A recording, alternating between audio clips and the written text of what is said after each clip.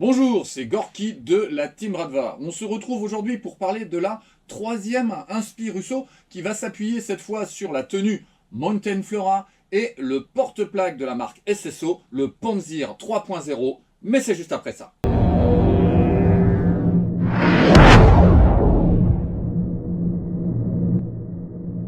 En introduction, je souhaite remercier toute l'équipe de Soyuz Gear et notamment Nato, avec lequel je discute régulièrement et qui m'envoie énormément de matériel pour que je puisse faire ces inspi, sachant qu'aujourd'hui tout ce que je porte pour une fois m'appartient.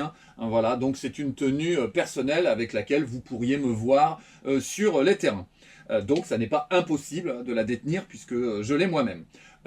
Petite précision, comme d'habitude, si vous souhaitez soutenir la chaîne, n'hésitez pas lorsque vous faites vos achats sur Airsoft Entrepôt d'utiliser mon lien en description, ça me permet d'avoir des petites gratifications et bien sûr, abonnez-vous, c'est fondamental pour que je puisse vous produire et vous apporter du contenu. On revient à cette tenue maintenant, je vais faire comme d'habitude, eh bien je vais vous projeter en plein écran une photo qui est assez récente, hein. Elle date de 2023-2024 et je vous expliquerai pourquoi ça m'a beaucoup intéressé d'articuler cette tenue avec une photo moderne. Donc je disais, une photo de 2023-2024 et contrairement à la dernière inspi, j'ai eu plus de mal à trouver l'ensemble du matériel, d'accord? Je répète, on n'est pas sur une impression 1.1, on est sur une inspiration. Inutile de me dire que c'est pas exactement le même porte-plaque. Je fais au mieux. D'accord? Et l'engagement est le même que d'habitude. Si vous contactez Soyuz, vous aurez le lien en description. Ils essaieront de vous trouver de quoi vous faire la même tenue. Bien. Alors, je vous mets la photo et on en parle tout de suite. L'opérateur qui m'intéresse est celui qui est au premier plan. On est sur la photo d'un soldat russe, actuellement mobilisé en Ukraine, qui date de 2023-2024. On est sur quelque chose d'extrêmement récent. Et les trois éléments que j'ai essayé de reproduire sont le casque, le porte-plaque au moins dans sa dimension opérationnelle et son camo, et la tenue que vous voyez portée par l'opérateur. Je vous parle de suite pour éliminer les petites problématiques concernant le porte-plaque. Là, on n'arrive pas à savoir exactement ce que c'est.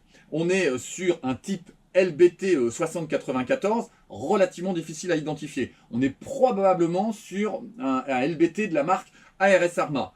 Voilà, je vous le mets en impression là, en photo. Il faut savoir qu'à l'origine, le 6094 est un gilet américain qui est apparu courant 2006. D'accord? Je vous le mets aussi à l'écran. Certaines sources disent qu'il s'agit d'un régiment de fusiliers motorisés, mais voilà, on ne sait pas lequel, mystère, mystère. Mais le sujet, c'était pas d'identifier clairement cette personne, c'était de la positionner dans le temps. D'accord? On est maintenant.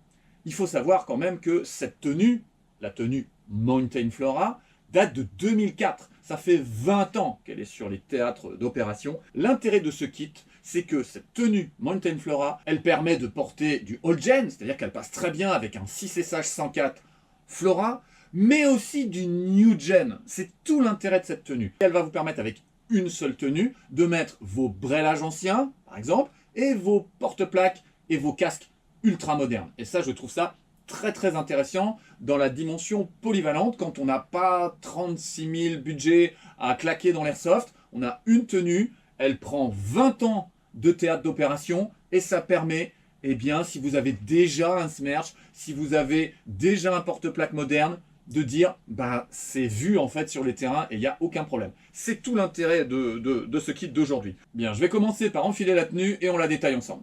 Voilà, j'ai enfilé cette tenue Mountain Flora, la tenue licorne comme on dit à la Bradva, c'est-à-dire parmi ces choses que l'on a énormément de mal à trouver. Voilà, ça fait un petit peu moins de 10 ans que je fais de l'airsoft et je l'ai acheté cet été. Hein, c'est Kamarov, je te fais un petit clin d'œil Kamarov, qui m'a permis de la trouver. Alors, dans cette version, on est sur une tenue qui a déjà énormément bourlingué. et qui est relativement déteinte, d'accord? Si je vous montre là le camo de près, il va sortir avec des couleurs beaucoup plus orangées, beaucoup plus profondes, si vous en trouvez une plus récente. Là, on est sur une version relativement délavée, d'accord? À mon avis, elle a plus d'une dizaine d'années, j'ai des traces de peinture. C'est pas l'aspect définitif du camo, mais ça vous donne une idée de ce que c'est qu'une tenue en Mountain Flora. Alors on est sur une tenue qui est extrêmement pratique. On va avoir deux poches cargo, et quand je dis des poches cargo, c'est pas de la poche de G3 classique, hein. Franchement, vous pouvez mettre votre vie dedans. Je sais pas quel est le litrage, mais c'est énorme. Poche cargo devant, des poches cargo, deux poches cargo au niveau des hanches, et là, une, deux, trois, quatre au niveau de la veste, deux zips de poitrine, une, deux au niveau des triceps. On a énormément de poches. Alors, il faut savoir que dès que vous avez votre porte-plaque, quasiment toutes les poches sont neutralisées. En dehors des cargos de derrière et des poches d'épaule qui sont pas faites pour contenir énormément de choses, d'accord? Mais on est sur une tenue qui est ultra pratique et qui va être dans un ripstop très résistant. Bien sûr, capuche intégrée. Quand on se tourne, voilà ce que ça donne. Ok. Voilà. Je vous donne quelques infos historiques. On est sur une tenue qui est apparue il y a à peu près 20 ans, en 2004, et qu'on a pu voir porter par exemple par le GRU. Ça fera l'objet d'ailleurs d'une prochaine vidéo avec du gear plus all gen, je vous en parlais tout à l'heure, le 6SH 104, Flora, etc. On l'a vu aussi porter en 2006 par la 33e et 34e division de fusiliers motorisés, puis la 7e division de montagne aéroportée. Je tiens à préciser que ce n'est pas forcément une tenue utilisée dans les montagnes. C'est un mythe qui est largement inspiré par le nom Mountain Flora, d'accord? Le camo est en réalité une forme de flora aride, mais qu'on a pu retrouver sur tout un tas de théâtres d'opérations. Et plusieurs compagnies de reconnaissance motorisée l'ont utilisé dans divers terrains enneigés. Voilà, j'ai deux photos à vous montrer par rapport à ça. Et ça reste aujourd'hui très populaire, et je vous remets cette photo, hein, puisque la photo que je vous remets à l'écran, c'est une photo qui a 1 ou 2 ans, et on n'est pas du tout sur un théâtre qui serait montagnard. Comme je vous l'ai expliqué tout à l'heure, je ne peux pas certifier le type de porte-plaque qui est sur l'opérateur, mais ce qui est important, c'est que c'est un porte-plaque moderne, new gen. D'accord? Moi, j'ai choisi de vous présenter, et je vais l'enfiler juste après, le porte-plaque Panzir SSO. Pourquoi? Eh bien parce que, en dehors des aspects techniques que je vais vous détailler, c'est un des gilets les plus portés en Ukraine aujourd'hui avec l'A18 Skanda de chez ARS Arma, que je vous présenterai aussi dans de prochaines inspi, et le Monolith. Voilà, deux gilets que je vous mets à l'écran aussi. J'enfile le gilet et je vous en parle tout de suite.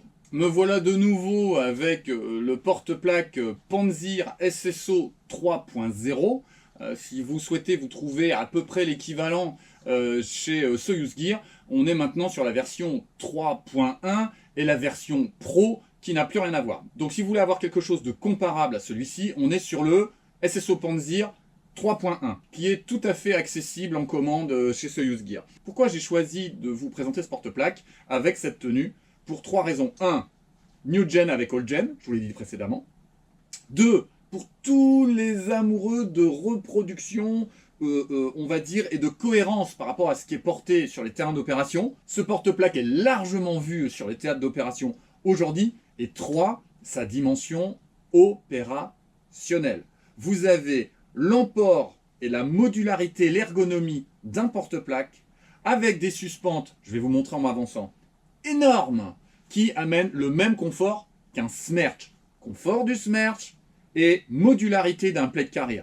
C'est un vrai summum. Moi, je l'ai porté sur Cold Response 2, d'accord? Je n'ai eu aucun problème, ni de dos, ni, et c'est moi mon point faible, d'écrasement au niveau des trapèzes, d'accord? Et comme j'ai prévu de faire CR3, Cold Response 3 en GBBR, eh bien, je vais encore augmenter le poids de mon emport et je vais avoir besoin d'être sûr de mon matériel. Là, la garantie, c'est la garantie confort.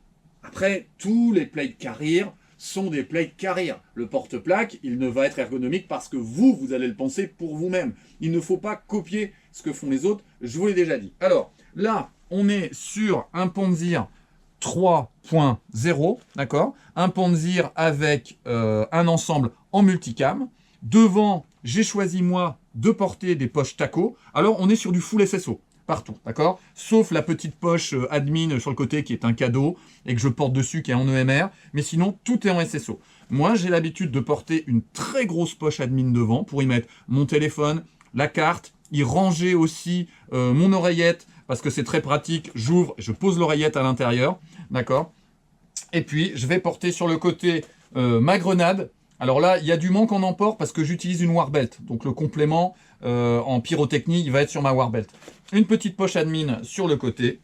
Bien sûr, mon porte-gants, c'est très important de pouvoir se délester et d'accrocher sur son porte-plaque pour pas avoir des choses perdues partout. La petite poche médicaments et alimentation que j'ai sur le côté. Et puis là, ici, je vais avoir en position basse la radio qui passe et qui vient à mon oreillette ici. D'accord? On est sur quelque chose... Ah oui, je vous disais que je vous parlais des suspentes. Là, ici, je ne sais pas si vous le voyez, la largeur des suspentes, elles sont larges comme ma main. Et c'est une garantie de confort qui est extrême. Oui, moi, je mets beaucoup de mousquetons sur ma tenue. C'est pas juste pour faire beau. C'est parce que, comme je vous l'ai dit tout à l'heure, je retire ma casquette, je l'accroche. Je retire mon casque, je l'accroche. Je retire mes gants, je l'accroche. Moi, je pose rien par terre, d'accord? Ni à la pose, ni au camp. Tout est accroché sur le porte-plaque. Comme ça, quand je prends le porte-plaque, je décroche les éléments, je les pose sur moi. J'ai pas un casque à un endroit, les gants qui sont partis perdus ou c'est tombé à la pause parce que je suis fatigué. Non, non. Moi, j'anticipe toujours sur le fait que je vais avoir une charge mentale importante et que je risque de faire des bêtises. Donc, j'accroche tout sur le porte-plaque et c'est vraiment, pour ceux qui débutent ou qui se posent la question de pourquoi j'ai fait ça, une recommandation importante selon moi. Les gants que je porte sur ma tenue. Les gants splav. Voilà, si vous voulez être en full russe, gants splav. On est sur des gants avec une protection au niveau de la coque. Le défaut, c'est que la protection de ces gants s'arrête ici. Et les impacts sur les phalanges avant eh bien, ne sont pas contenus. Pour ceux qui n'ont pas suivi mes revues, je découpe et je fais recoudre les 3 doigts de la pince pour augmenter mes facultés de préhension.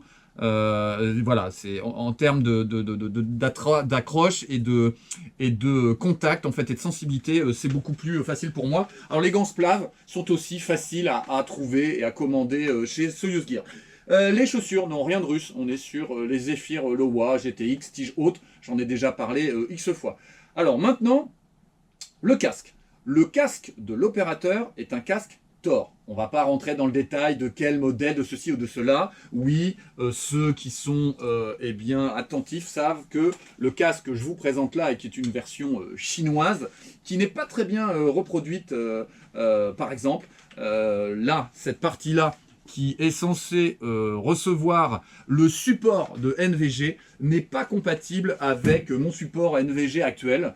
Et donc, je suis bien content de vous annoncer que l'équipe de Soyuz Gear travaille à la réalisation et au développement d'un casque Thor. Alors, en collaboration avec des entreprises chinoises, hein, mais de toute façon, il y a un certain nombre de marques russes qui font du développement et qui font fabriquer leur matériel en Russie. Hein, donc, c'est pas forcément rédhibitoire.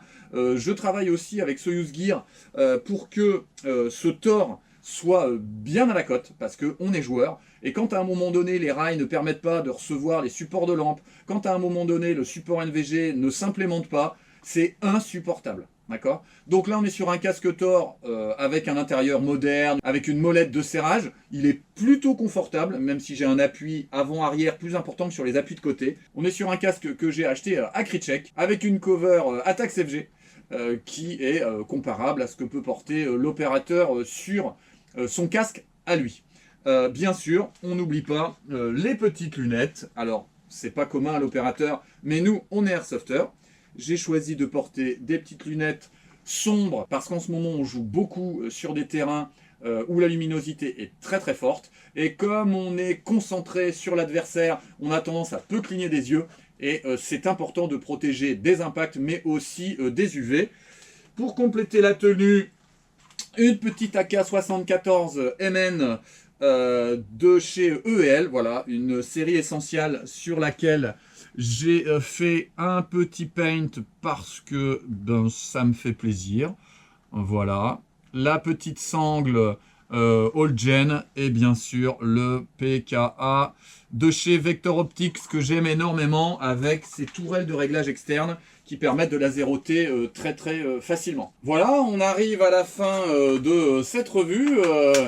Je pense que je suis prêt à aller jouer. Voilà, petit chargeur RS, airsoftisé, Plum. Voilà, un petit bijou avec lequel j'ai le plaisir de jouer. On a enfin le soleil qui commence à percer les nuages. Dimanche prochain, nous irons jouer sur Dynamite côté camo. J'espère qu'on retrouvera de nombreux camarades russes et non russes, car comme je l'ai dit, les scénarios ne sont pas des scénarios d'opposition, ce sont des scénarios prétextes au divertissement. On n'oublie pas que loisir rime avec plaisir, et donc pour que ce soit possible, fair play, et on prend ses billes. Allez, au revoir.